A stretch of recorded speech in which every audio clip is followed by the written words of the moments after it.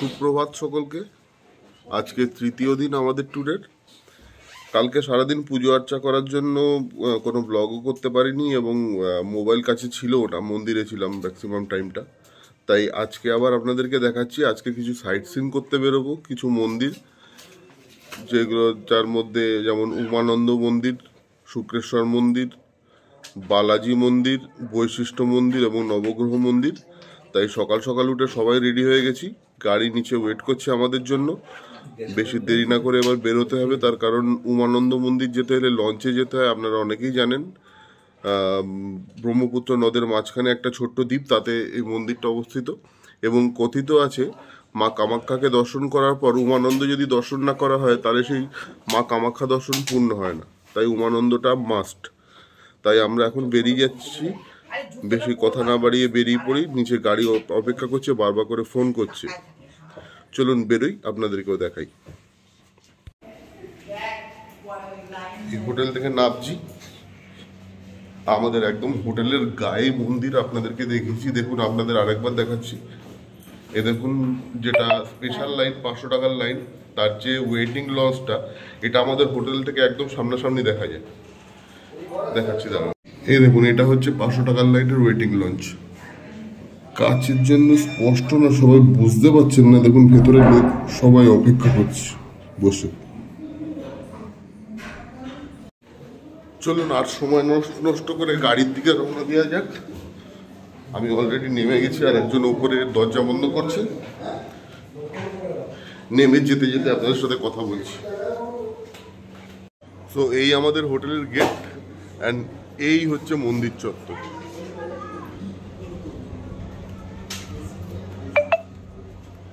সকাল বিকেল মায়ের পাশ দিয়ে ঘুরে বেড়াচ্ছি।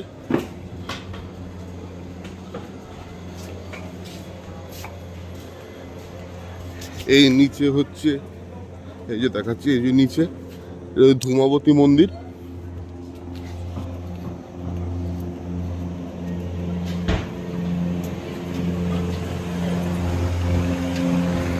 এটা হচ্ছে মা কামাখ্যার, এখানে ধূপ বা দীপ জ্বালানো হয়।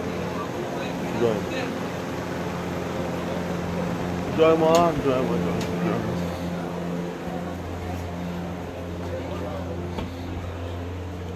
এই গলি দিয়ে যাচ্ছি। এটা হচ্ছে ঠিক মন্দিরের বাঁ দিকে, মানে মন্দিরের মেন গেটের দিকে যদি আপনি মুখ করে দাঁড়ান, তাহলে বাঁ দিক দিয়ে যে গলিটা চলে যাচ্ছে, সেই গলির ভেতরে এটা। আর আমি যে বলছিলাম গেস্ট হাউসের কথা, ওটা হচ্ছে মন্দির কমিটির গেস্ট হাউস। দেখাচ্ছি, এই যে সামনে রয়েছে।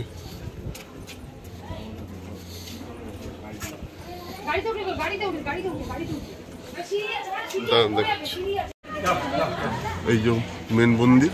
আর ইনি হচ্ছেন জগদীশ দা, মায়ের মূল পুরোহিত।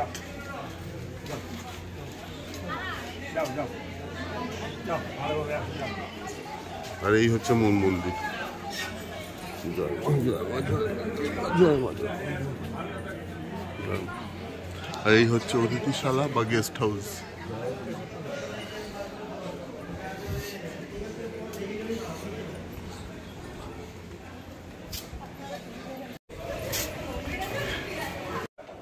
এই আমরা বেরোচ্ছি মন্দিরের মূল গেট দিয়ে। দেখুন, দেখলে বুঝতে পারবেন।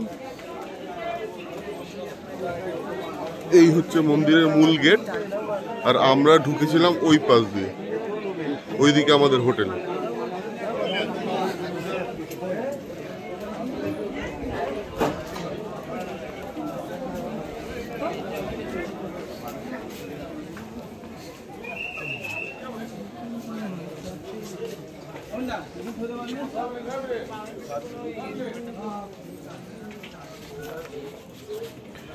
যথারীতি এখন বাজে আপনার 8:30।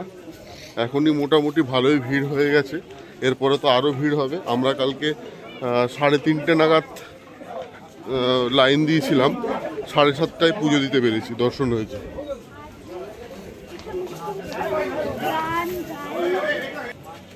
এখন আবার সেই কোটিলিঙ্গ মন্দিরের রাস্তাটাতে।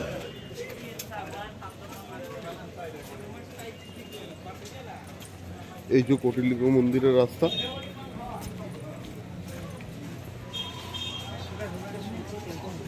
এখান দিয়ে বেরিয়ে নিচে নামবো, ওখানে গাড়ি আছে, গাড়ি ধরবো আর যাবো।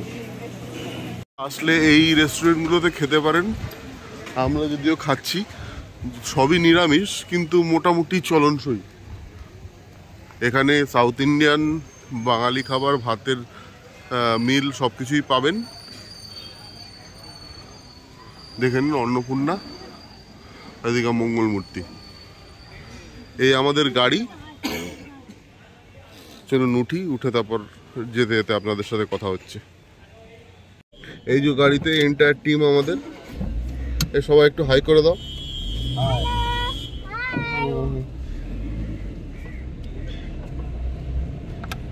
জয় মা কামাখ্যা বলে রওনা দিলাম।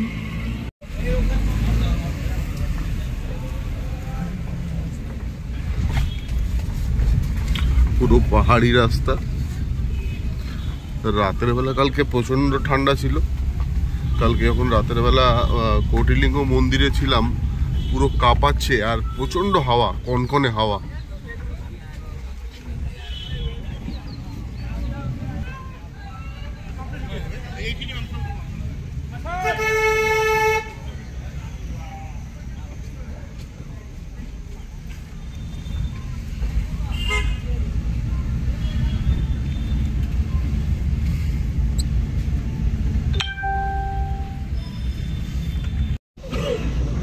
আমরা এখন নীলাচল পর্বত থেকে নামছি।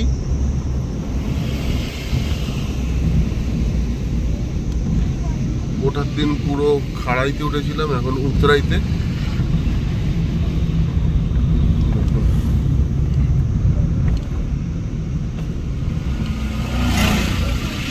রাস্তাঘাট খুবই সুন্দর, খুবই পরিষ্কার পরিচ্ছন্ন। আপনাদের কাছেও রিকোয়েস্ট করব, কোনো রকম নোংরা করবেন না, কোনো রকম প্লাস্টিক বলুন, যেখানে সেখানে থুতু ফেলবেন না, জল ফেলবেন না, নোংরা করবেন না। সুন্দরটাকে সুন্দর থাকতে দেবেন।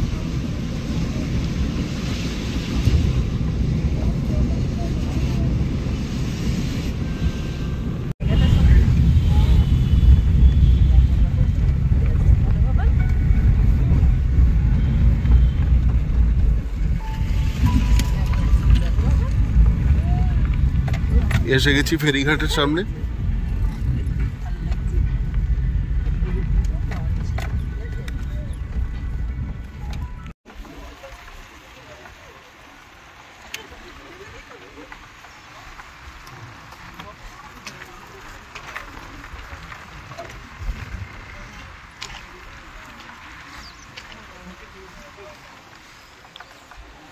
সব নৌকাগুলো নোঙর করে দাঁড়িয়ে আছে।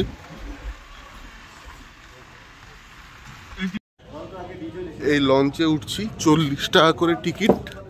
এই যে টিকিট কাটলাম।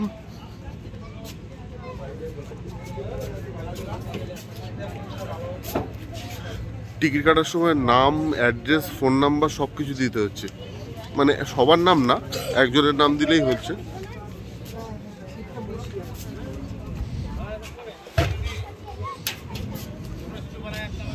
আসলে এখান দিয়ে আপনাদেরকে ব্রহ্মপুত্রের ভিউটা দেখাই, দেখুন।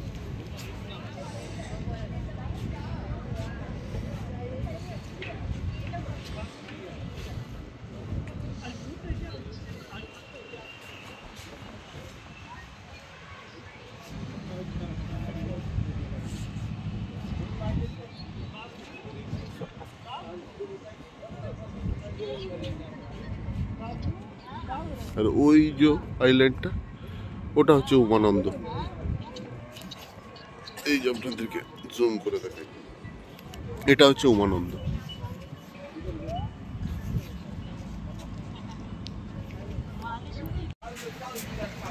আমাদের এই ভেসেলটার নাম এমভি মেঘনা,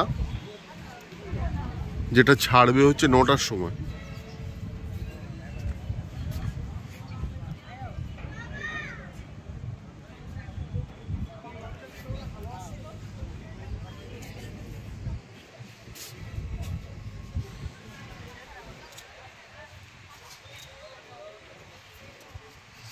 ভেতরে বসার ডেক আছে, আর এখানটা দাঁড়ানোর জায়গাটা অনেকটা। আর ভেতরে দেখুন বসার জন্য অনেক সিট আছে।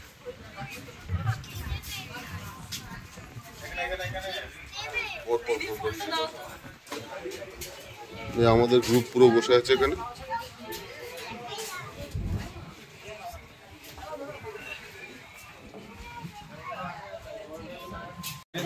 লঞ্চ ছাড়ার সময় হয়ে গেছে 9টা বাজে। এখন লাইফ জ্যাকেটগুলো সব রাখা রয়েছে, যদিও পরার দরকার মনে হয় নেই, পরলে ভালো, কিন্তু কেউ পড়ছে না বলে আমরাও পড়ছি না। এই নিয়ে আবার কিছু কমেন্ট করবেন না।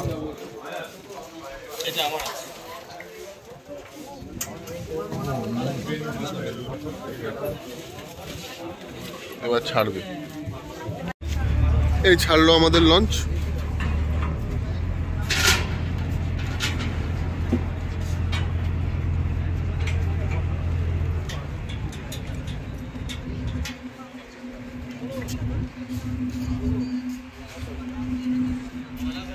এই আমরা উমানন্দের পথে, যদিও 9টায় ছাড়ার কথা ছিল, কিন্তু স্টার্ট করে দাঁড়িয়েছিল 9টা 10-এ ছাড়লো।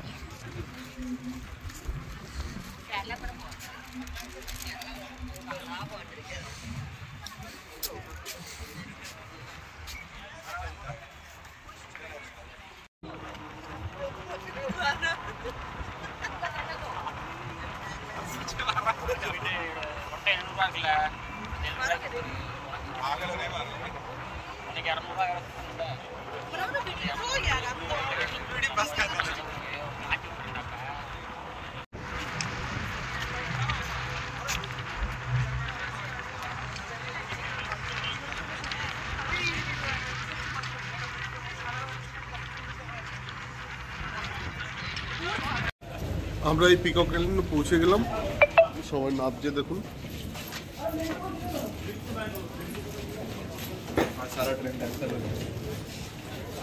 এবার দেখি আমাদের গ্রুপ কখন নামে।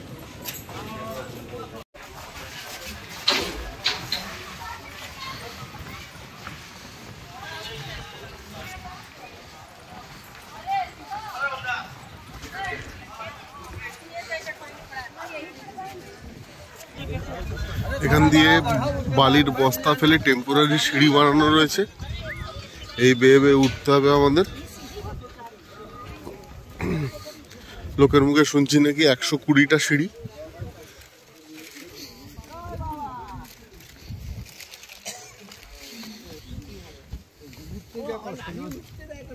না, এখান থেকে আবার পার্মানেন্ট সিঁড়ি রয়েছে।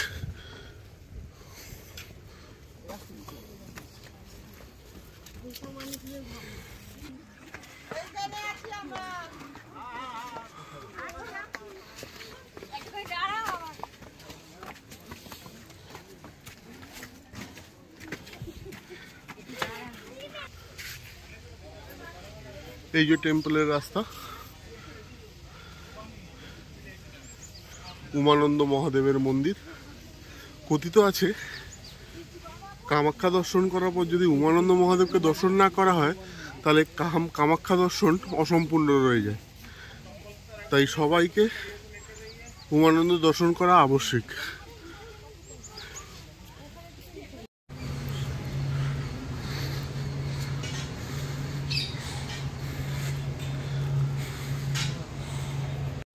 ভেতরে ফটো তোলা বারণ, তাই এর বেশি আর কিছু দেখাতে পাচ্ছি না, আবার বেরিয়ে আপনাদেরকে দেখাচ্ছি। তবে আমার পেছন দিয়ে মন্দিরটা দেখে নিন একবার। এই যে মন্দির, এর ভেতরে ফটো তোলা বারণ। চলুন দেখা হচ্ছে বাইরে গিয়ে। উমানন্দ শিব দর্শন হয়ে গেল। এবার আমরা আবার লঞ্চে ওঠার জন্য ঘাটে নামছি, বাট লঞ্চ এসে এখন বেরিয়ে গেছে, যে কারণে হয়তো ওয়েট করতে হবে কিছুক্ষণ। আর লঞ্চে করে আবার আমরা ওই পারে যাব, তারপর আরও যেখানে যেখানে যাওয়ার সব জায়গায় যাব। লঞ্চ আসুক, ওই পারে যাই, তারপর আবার কোথায় যাচ্ছি সেটা আপনাদের সঙ্গে শেয়ার করছি।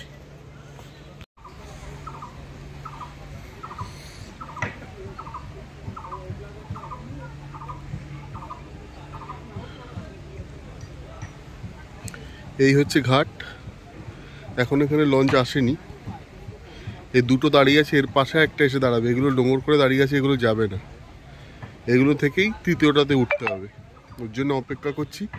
ভাবলাম ডাব খাবো, কিন্তু ডাবের যা দাম তাতে আর খেতে ইচ্ছা করলো না। আমাদের ওখানে যে ডাবগুলো 50 টাকা করে বিক্রি হয়, এখানে বলছে 80 টাকা। তাই ডাবের জলে গলা না ভিজিয়েই অপেক্ষা করছি লঞ্চের জন্য। লঞ্চ আসলে ওপারে চলে যাব, গিয়ে আপনাদের দেখাচ্ছি। আমরা উমানন্দ দেখার পরে এবার নবগ্রহ মন্দির দর্শন করতে এসেছি। এই গাড়ি থেকে নামলাম, আর পেছন দিকে দেখুন কাজ হচ্ছে। এই যে ওপরে এটা হচ্ছে নবগ্রহ মন্দির, কনস্ট্রাকশনের কাজ হচ্ছে। চলুন যাই। মনে হয় না ভেতরে ক্যামেরা অ্যালাউ করবে, যদি অ্যালাউ করে তাহলে দেখাবো, নয়তো দেখাতে পারবো না। যতটা আপনাদের পারি ততটাই দেখাবো। রোদ উঠেছে প্রচণ্ড কড়া। এখানে ওয়েদারটা এরকমই, সকালবেলা মানে ছায়াতে যদি দাঁড়ান তাহলে আপনার শীত করবে, আবার রোদ উঠলে তখন গরম লাগবে রোদে দাঁড়ালে, আর রাতের বেলা প্রচণ্ড ঠান্ডা। তবে ওয়েদার মনোরম। চলুন যাই, গিয়ে দেখাই। এই মন্দিরে ঢোকার গেট, মেন গেট।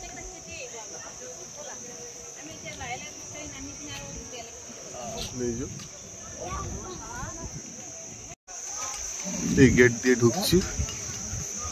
মনে হচ্ছে ভালো লাগছে। চলো সিধে চলে যাও, সিধে চলে যাও আমার কাছে।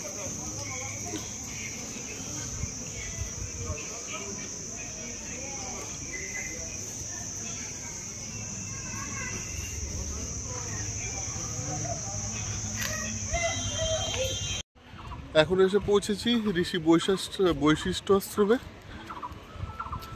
ঋষি বৈশিষ্ট্য নাকি এখানে তপস্যা করেছিলেন। এটাও পাহাড়ের ওপরে, দেখাচ্ছি আপনাদেরকে বাইরে দিয়ে। এই যে সিঁড়ি উঠে যাচ্ছে, এখান দিয়ে উঠতে হবে।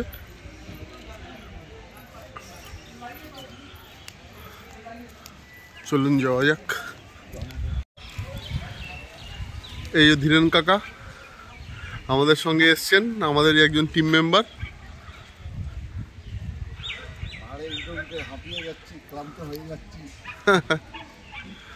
চলুন যাওয়া যাক। এই বৈশিষ্ট্য আশ্রমের মধ্যে দেখুন কি সুন্দর জায়গাটা, পাশ দিয়ে নদী বয়ে যাচ্ছে, পাহাড়ি নদী।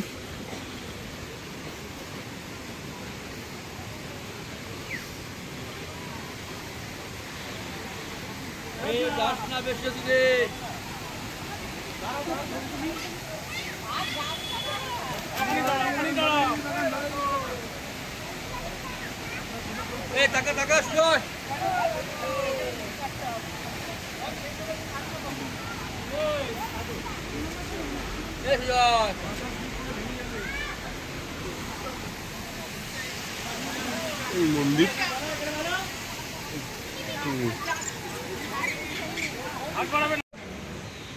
ভেতরে ফটো তোলা নিষেধ, তাই বাইরে থেকে দেখাচ্ছে। এটা হচ্ছে বৈশিষ্ট্য আশ্রম।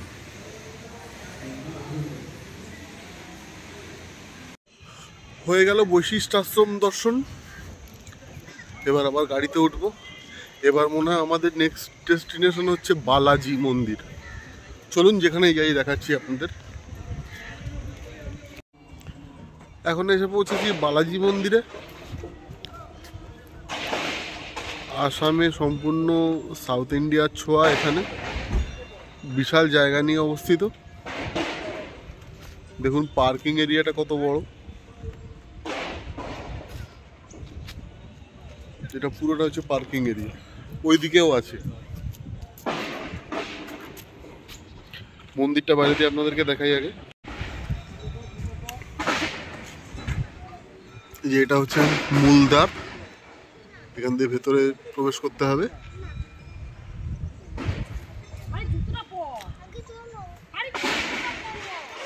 এই বিশাল এরিয়া। দুঃখের বিষয় এখানেও ফটো তোলা নিষেধ। বাইরে থেকে যেটুখানি দেখালাম আপনাদেরকে এইটুখানি, এর ভেতরে আর ক্যামেরা করতে পারবো না। তাই আমরা এই ভেতরে গিয়ে দেখে আসি, তারপর না হয় আবার একটু পারলে বাইরে দিয়ে আপনাদেরকে দেখাবো। চলুন।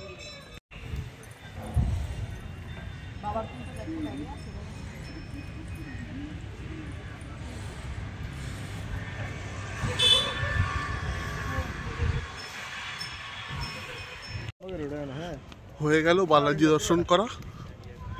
এবার আবার গাড়িতে উঠবো, আর উঠে এবার হোটেলের দিকে, কারণ বিকেলে কিছু কাজ আছে যোগ্য, ওই কোটিলিঙ্গতে যাব, দেখাবো আপনাদেরকে যতক্ষণ লাইট আছে, কারণ শুনছি করতে করতে নাকি অন্ধকার হয়ে যাবে।